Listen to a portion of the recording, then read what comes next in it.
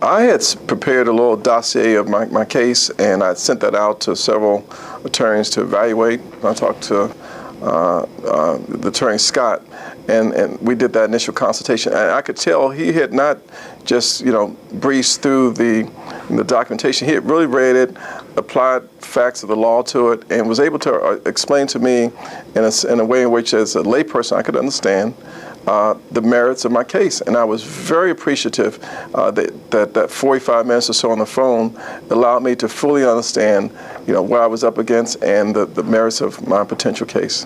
What feature factors were you looking at as you tried to figure out who might be able to best represent you? I was just looking for an efficient process to get things done.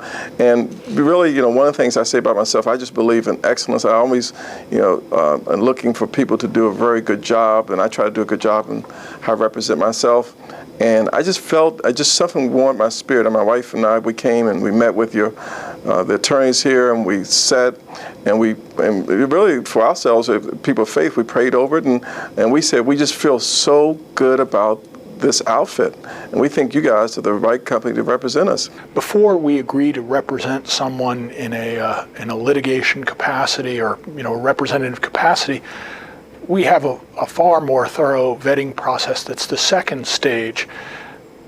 What was your opinion afterwards of that vetting stage? It was a little overwhelming, but it made me feel confident that if there were resources that need to be invested, that they were going to be utilized to get the job done.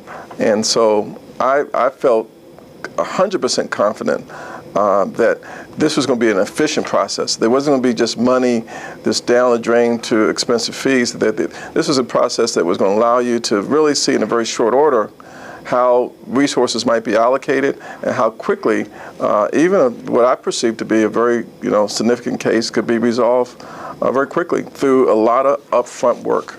You and I worked together, and we took a slightly different path than normal. You remember that? Absolutely.